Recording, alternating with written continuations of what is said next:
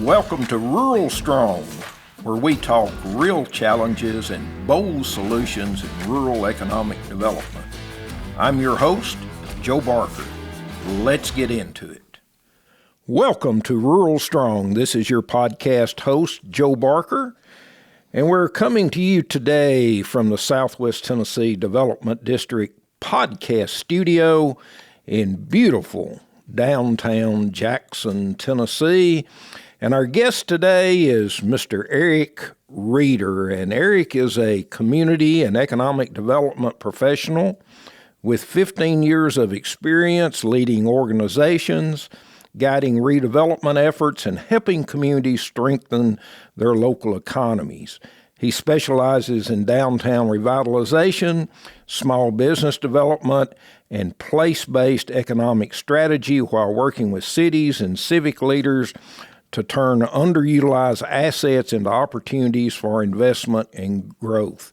Through his firm, Reader Area Development Incorporated, Erik partners with communities and organizations to design and implement practical, results-driven strategies that spark economic activity and enhance quality of life.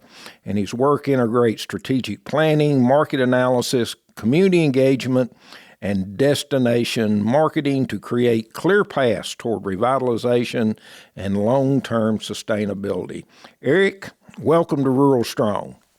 Thanks for having me, Joe. Well, it's a pleasure for us to have you and to help our downtowns and our small cities. I think is one of the greatest challenges, but probably one of the greatest opportunities that are out there. So tell our listeners, how did you get started in working in this field? I probably went about it the most backwards way possible.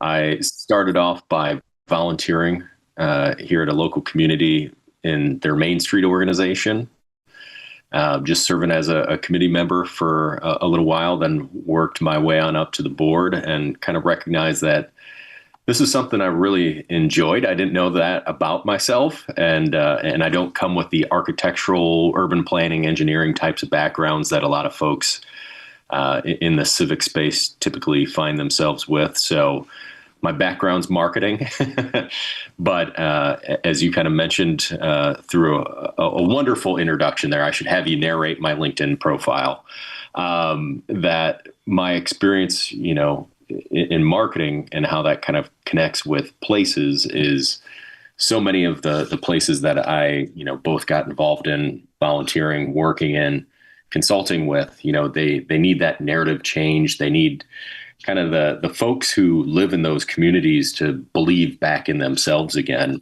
more so than almost anything else. So I connected a lot with that and saw that this is something that happens all across the country, and recognized that it wasn't just in our town that we were in. But, as that interest grew, I recognized there's so many different ways that you can get involved in this space. It's kind of never ending in variety. So that really speaks to me, just being able to do a lot of different things, whether it's real estate related, small business, entrepreneurship related. It's just really fun work. And there's a lot of great people that you run into from all across the country. And that's refreshing to see that there's so many people who care about this stuff. You don't find that a lot in, say, corporate America, in some of those cubicle desk jobs. Not that those are bad jobs. It's just a lot of the folks that you meet don't have the passion in their eyes that you see with a lot of interested community revitalization folks out there. Erik, we hear the term placemaking a lot, and in your work, how do you define placemaking? Oh, shoot. Well, yeah, it's a jargony word that got kind of taken over by a lot of different specialists and technical experts. But really, as we look at like downtowns, for instance, making that place special, and just kind of reworking the word placemaking, but what would make your downtown special, and make it feel like a place that you want to spend time in, visit, spend money in, and in really those placemaking activities. It can be anything from, beautification efforts, enhancing a local park there, to murals, all the way to filling some vacant spaces with some pop-up businesses. It's really kind of a hands-on affair. So I look at it more as this team sport of how do we all contribute to make that place something that we're all proud of and we want to show off to other people. Erik, as you work with communities all across the nation, are there some common challenges that you see that most small towns have that they first must recognize to overcome? Oh, sure. The first one is probably that, they think that just because they have the problem, they're the only one that has that problem. When, once they start to recognize that there's these places elsewhere that are seeing the same exact thing happening to their town. Me being based here in Illinois, and much of the Midwest has a lot of similarities, but I've seen throughout the East, Southeast as well, a lot of the same kind of that post-industrial thing that took place in the 70s and 80s. But I think it was more kind of the pride in themselves being the first thing. And I'll often say, more than anything, we just need to change the narrative of what's happening here. Because there are, great people who live in those places, who call them home. There's so much talk about how do we get more people to move to our town that we forget the people that are there. And same with like business attraction as well of, hey, we want to get these new businesses, and we kind of overlook the people who have been there, the jewelry shop that's been there for 40 years, or, the bank that's always been on the corner and kind of underappreciated. So it is kind of like relooking at yourselves through a different lens again and saying, okay, we have something here to build off of. Most places aren't in a complete state of disrepair or despair. So trying to find those little glimmers of hope and start to build that rallying moment where we say, all right, nobody's coming here to save us, right? It's going to be us, the people who have stuck through it all, through thick and thin. But we have to come together in new ways. And sometimes it's not always easy to play well in the sandbox together, but the more that we start to connect, to collaborate, that's when great things start to happen, because the people who do come into town see that happening and they're like, great, how do I get involved with this? That was kind of me to begin with. If I saw somewhere where nobody wanted to work together and everything was falling apart, I would have stayed 100 miles away from that. So you're kind of attracted by good energy. Erik, I work with a lot of local elected officials, and one of the challenges that I see, when you talk about the place you live, and I think particularly your downtown area, sometimes it's sort of like talking about your children. Is that, I can correct my children, but I don't want anybody else correcting my children. Right. And sometimes it takes someone like you that can look at it, as you said, through a different lens for people to understand, yes, we love our communities, but there are things we could do better.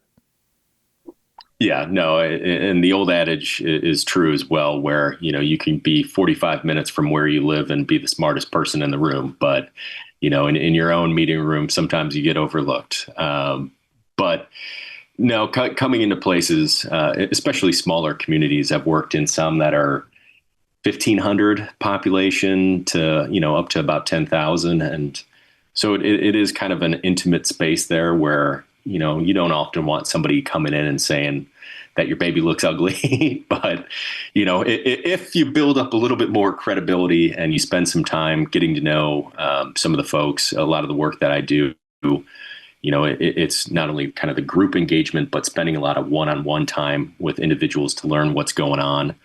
And that kind of patchwork dynamic of understanding all these different angles starts to help portray a different picture where, if you just came in and painted with a broad brush of what you think is wrong in this town, you may get some of it right, but there's a lot of underlying factors where you can start to pull out some of those things that people that have been there have been saying for years. And they're like, oh, hey, this person sees what we're talking about here, and they understand that, we're all trying to be optimistic and work together to fix this. It's just some of these things might be out of our control of, like, if you are a business owner, you've got a lot of other things going on. So, it's great to see when people kind of allow or want some of that help, because it's easy to keep people at arm's length and say, no, no, no, we got it. And then you know how it goes, even in your own personal life. You can think you've got it all under control, but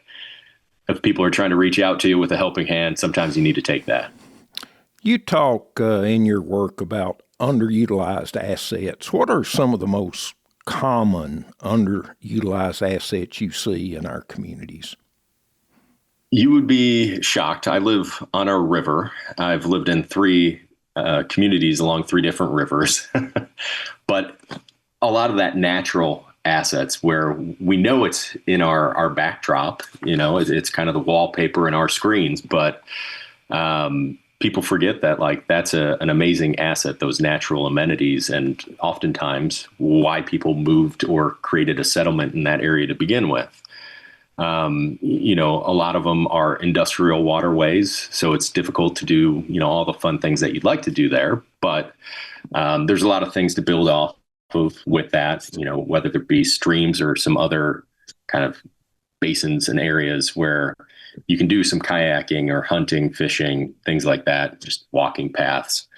And a lot of that recreation, especially in small towns, people will drive from big cities hours to go to places that have those things. And there's one in particular that I'm thinking of that always had a great history of having that outdoor recreation. It was just really tapping into it and marketing it in a way to say, people will drive here for this, and they want to unplug. They want to have that experience where they can, put the laptop away for a weekend and just go enjoy the outdoor space. And they're like, well, we've always just done this. We've never really thought to make it a bigger thing. And you would think that would just jump off the page at you.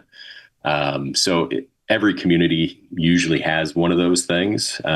Sometimes it can be physical assets like that.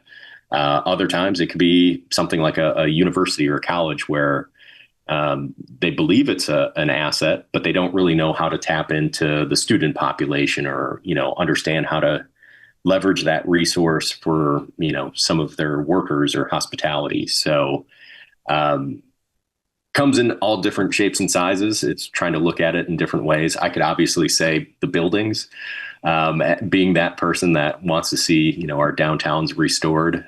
There's always a great building kind of laying in wait to be reinvested in. Sometimes it's been sitting for quite some time, and you're like, I could see so many possibilities here. And sometimes people just see the problems there, and they're just like, well, that's been that way for 40 years. We wouldn't know it as anything else. But well, I can certainly relate to what you're talking of. I lived most of my life in Hardin County, Tennessee, and the county seat is Savannah, which sits on the banks of the Tennessee River there. And in our county, not only do we have the river, we have a beautiful lake, and we've got Shiloh National Military Park. And for those of us who grew up there, it was something that was there that we knew it was there, and, we would all visit, and we would all take advantage of a lot of the recreational opportunities, particularly fishing.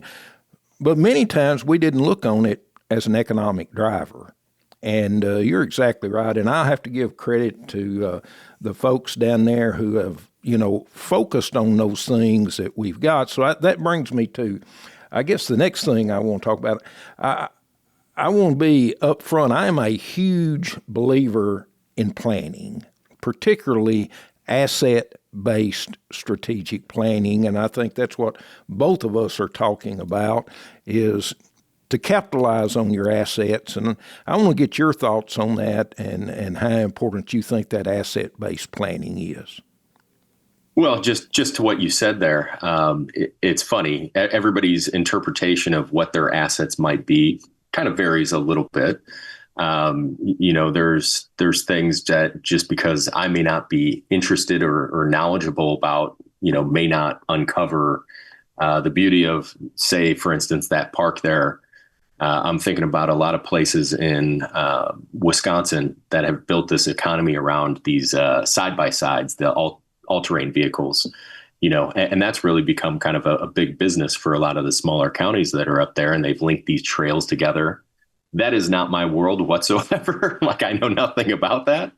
I'll visit their downtown, but there's like this whole other layer that you may not see just because you don't have the experience there. I spent a lot of time playing traveling baseball growing up, so I knew where different baseball fields were across the country. Not everybody recognizes or realizes that that's a thing. So by doing that planning exercise, I think it really gets people to say either what they know about the history of certain things, which is always good as we kind of transition from one generation to the next. Sometimes that institutional knowledge or history gets lost along the way, but that's a great time to bring that back up. People's own experiences of how they're utilizing something, or even capturing some of the beauty of what you've seen in other places that you could say, hey, I think this could be, insert next big idea. But without that venue or forum for residents to put that input in, it just goes nowhere and gets bottled up. So, really kind of where I've spent a lot of time over the last 15 years is helping. We now have that plan. What do we do with that thing? That was great. It's kind of this big elephant that we're trying to move forward. And a lot of people already had a lot of things going on in their jobs or in their day lives. So to help folks move through some of those plans can be the challenge that faces them if they just have this beautiful 150-page document printed. How do we get those dreams to come to fruition? And I see a lot of folks get stuck at that because it's that paralysis by analysis. It's going to cost so much money, or we're going to have to move a mountain for this thing to happen. And you've probably seen it as well. Just starting small and getting, I say, quick visible wins. That's a consultant speak, but just to be able to see something happen from those plans, people start to get a little more faith in the process and say, okay, I didn't waste my time at that meeting. Like they were actually listening, and we're going to do something about that. And the places that get that momentum going, it's really cool to see what they've done with that. So. Well, you're exactly right, because a plan without implementation is just a dream, and you're 100% correct. The challenge is putting those plans into action. And I think we're kindred spirits. You mentioned baseball. This past year, I've got a lot of items on a bucket list, and one of my bucket lists was to visit all 30 major league ballparks, which nice. That's not a bad bucket list item. Well, I've just completed it last year, and I guess I keep waiting them now to build new ones so I can go someplace different. Now you got to go minor league so you can come visit me here. There you go. Well, I've thought about that. Let's talk a little bit, Eric, about the importance of community engagement and putting together public-private partnerships, and your experience. How important is that, and how do you get this public-private partnership feeling to actually in action? Oh, well, that can be easier said than done from your work. Sure. But, in theory, by having that relationship with, if it's a nonprofit partner, somebody who is specific to that mission, that's separate and aside from your local unit of government or municipality there, it just allows them to take those things to the next step and further with the engagement where, in a lot of places, people look at the city to just get whatever it is done. And they may be understaffed, they may be under-resourced, but they're also, looking for people to help them as stewards of taxpayer dollars or, being public servants. They're not looking just for, tasks and a job to do. You want it to be representative of the community. So by having that strong engagement right from the get-go, and if there's a plan in place, I think there can be that agent that helps implement those plans, which is in many cases that public-private partnership with a nonprofit. Having worked, led a lot of those organizations, we didn't have a plan in place and we didn't have engagement done. So it just makes it a lot more of a strain to get your work done because people are always asking for more. But if you don't have a plan to point to say, well, this is what we're doing and why we're doing it, people are kind of confused why you're just making these choices, or they think it's representatives of somebody else's interests. So, if you can tie that partnership back up to that engagement, I really think it builds the trust within the community to say, okay, here is the mechanism that's helping do this thing. And it's sometimes it winds up being a catch-all for everything that a community wants, which can be a difficult challenge. But that goes back to that importance of planning.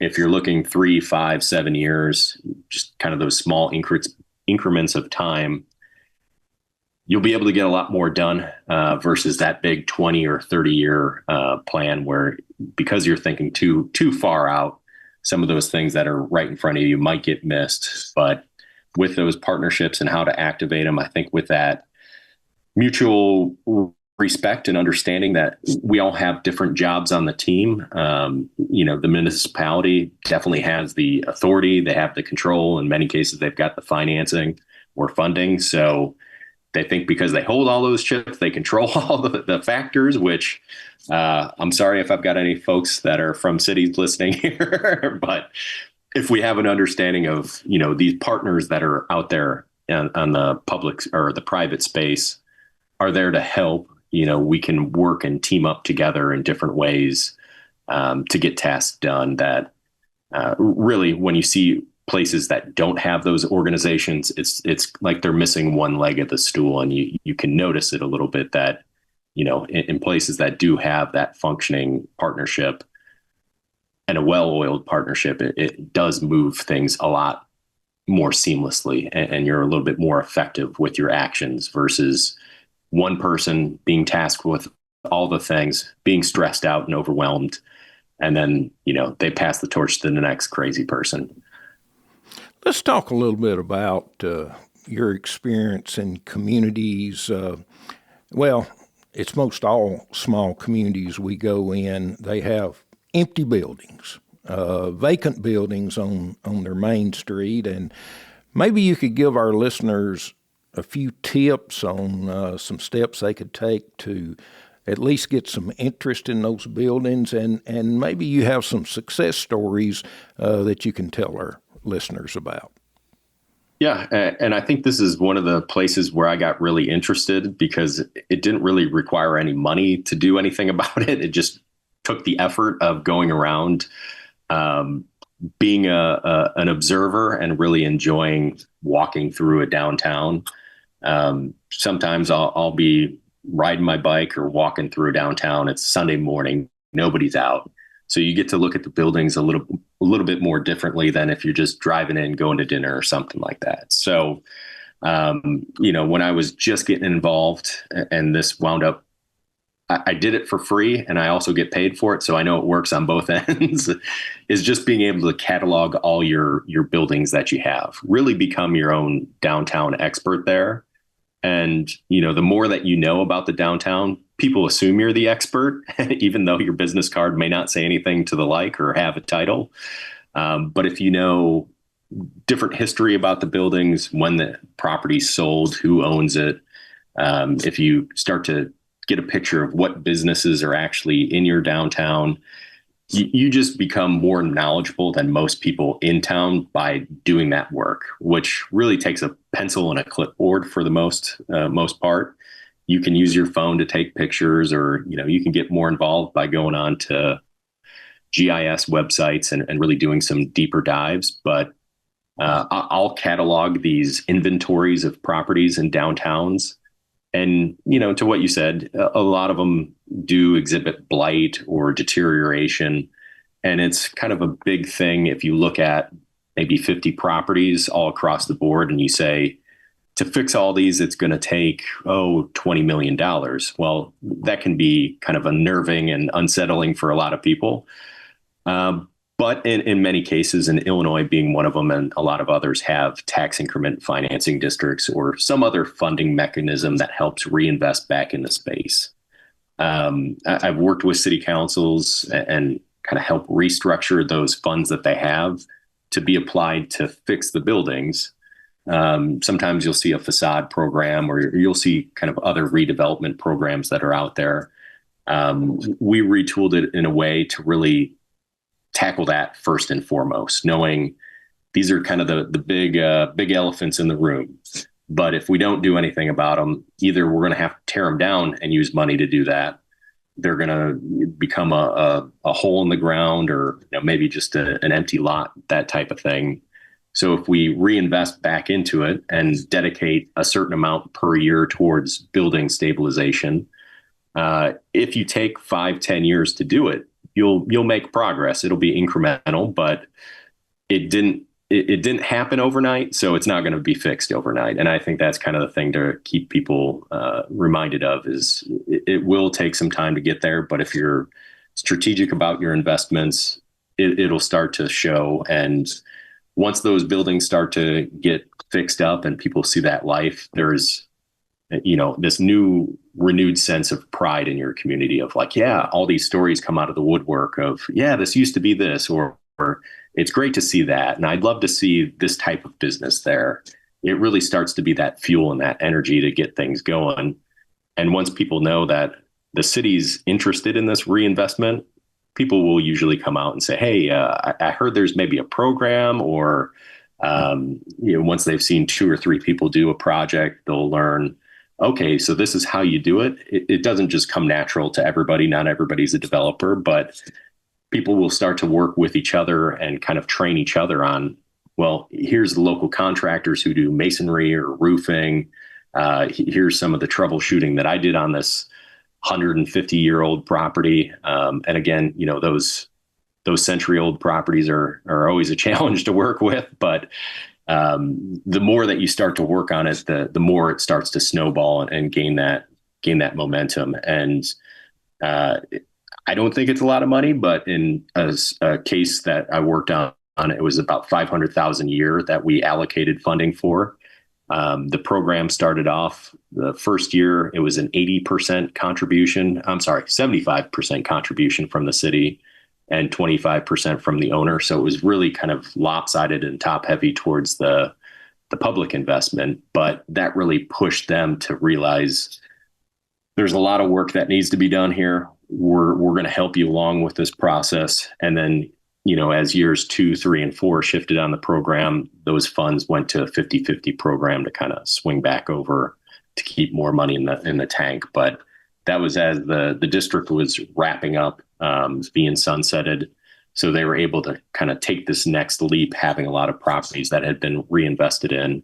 And, more money was going to the school district, the park district, and all that after things closed out. So I don't want to say it can be as easy as that, but it really is as easy as that.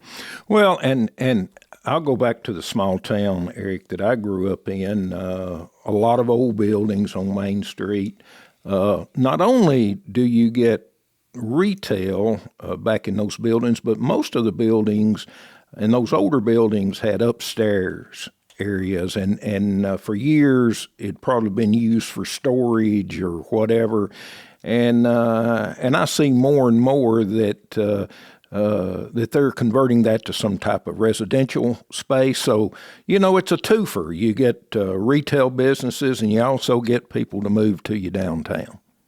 Yeah, no, that live work used to be a bigger thing, and more people, I've seen it where it's been kind of set up either for loft apartments or Airbnbs, even where we may need to get a little bit more money back than just what our average monthly rent would be. So if we can get more people staying here and paying a little bit higher rate for less of the time staying there, they've really found success in that, especially with those that have had like the natural amenities and outdoor recreation around them. There is a larger demand for that, especially where the community I'm thinking of is 3,200 people. I think the hotel market study that they had done said it could handle maybe 30 units for a hotel. So there's not a lot of hotels that are building that size, but you can kind of take two or four, or one here and there, and kind of cobble together in the upper stories these opportunities. And like you said, get people going down to the boutiques or the coffee shops, and creates a whole new energy in a downtown. If it's been, I've walked through those buildings that have been kind of vacant since 1950. They're like preserved in time. It's kind of almost scary, but you can definitely see what it once was back in its former glory. Well, time has flown today, and I feel like, Eric, all we've done is give a little bit of an introduction today, and I'm going to take you up on your offer. I want us to get back together and maybe have some specific subjects that we can dive into a little bit, but I do, I appreciate your time, and tell our listeners if they want to find out more about you or your company, is there a website they can go to? Yep, absolutely. So again, thanks, Joe. I appreciate the time to talk downtowns. I can talk about it till I'm blue in the face, but you can find me, Erik Reader, at Reader Area Development Incorporated. My website is readerareadevelopment.com. A whole bunch of good stuff there. If you're so inclined, I'm also on LinkedIn. Feel free to connect, and always happy to set up some time and talk about folks' efforts in their downtown areas. All right, Eric, thank you for being with us today. And I remind our listeners, I appreciate your suggestions and comments. You can email us at ruralstrong@gmail.com. Eric, thanks again. Thanks, Joe. Thanks for joining us on Rural Strong. If you found this helpful, share it. And follow the show for more insights from rural leaders making a real difference. Until next time, stay rural strong.